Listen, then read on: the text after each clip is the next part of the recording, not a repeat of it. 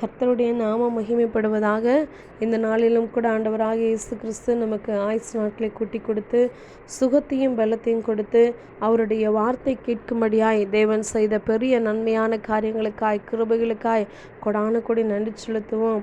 இந்த நாளிலும் கூட ஆண்டவர் நம்மளோடு கூட வெளிப்படுத்தி பேசுகிற வார்த்தை சங்கீதம் 138:8 இப்படி சொல்கிறது: கர்த்தர் எனக்காக யாவையும் செய்து முடிப்பார் என்று சொல்லி சங்கீதக்காரனாகிய தாவீது சொல்லுகிறதை பார்க்கிறோம்.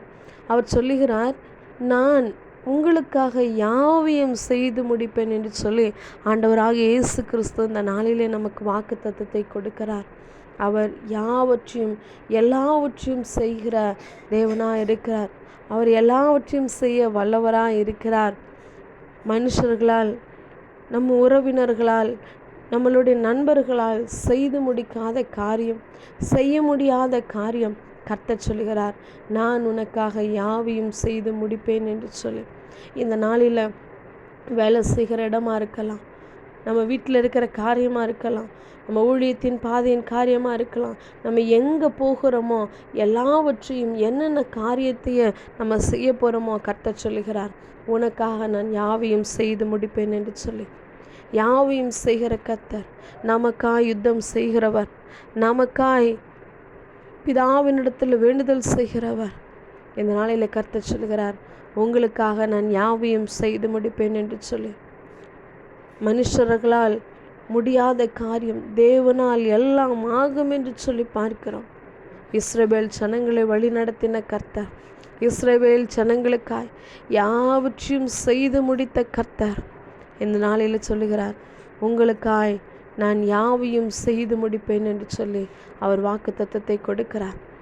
மனுஷர்களால் ஒருவேளை சொல்ல தான் முடியும், நான் உனக்கு இந்த காரியத்தை செய்கிறேன், நான் உனக்கு இதை செஞ்சு முடிச்சிருவேன், நான் உனக்காக இதெல்லாம் நான் செய்வேன், எல்லா காரியத்தையும் மனுஷர்களால் சொல்ல தான் முடியும். ஆனால் அது அநேக மனுஷர்களால், எந்த மனுஷர்களாலையும் எந்த உறவினர்களாலையும் செய்து முடிக்க முடியாது என்று சொல்லி பார்க்குறோம். தேவன் ஒருவர் மாத்திரமே, நமக்காய் வானத்தையும் பூமியும் உண்டாக்கின கர்த்தர், நமக்காய் சிலுவையில் அறையப்பட்டவர், நமக்காய் பாடுகளை ஏற்றுக்கொண்டவர், நமக்காய் வேதனைகளை சகித்து கொண்டவர், நமக்காய் சிலுவையில் அறையப்பட்டு நமக்காய் மரித்து நமக்காய் 3ஆம் நாள் உயிரோடு எழுந்தவர், நமக்காய் வரப்போகிறவர், அவர் யாவையும் செய்து முடிக்க அவர் வல்லவராயிருக்கிறார். எந்த மனுஷர்களாலையும் இந்த காரியத்தை செய்ய முடியாது. நமக்காய் யாரும் இந்த காரியத்தை செய்ய முடியாது. நமக்காய் மரித்த மனிதர்கள் யாரும் இல்லை. நமக்காய், நம்மளுடைய பாவங்களுக்காய், நம்மளுடைய அக்கிரமங்களுக்காய் எந்த உறவும், எந்த மனுஷனும், எந்த நண்பர்களும் காயப்பட முடியாது, அடிபட முடியாது, மறிக்க முடியாது, மறுபடியும் உயிரோடு எழுந்திருக்க முடியாது. ஆனால் கர்த்தர் நமக்காய், இதை கேட்டுக்கொண்டிருக்கிற ஒவ்வொருவருக்காய் அடிக்கப்பட்டு நொறுக்கப்பட்டு உயிரோடு கூட வாழ்ந்திருக்கிற கர்த்தர், வாழ்ந்து கொண்டிருக்கிறவர்.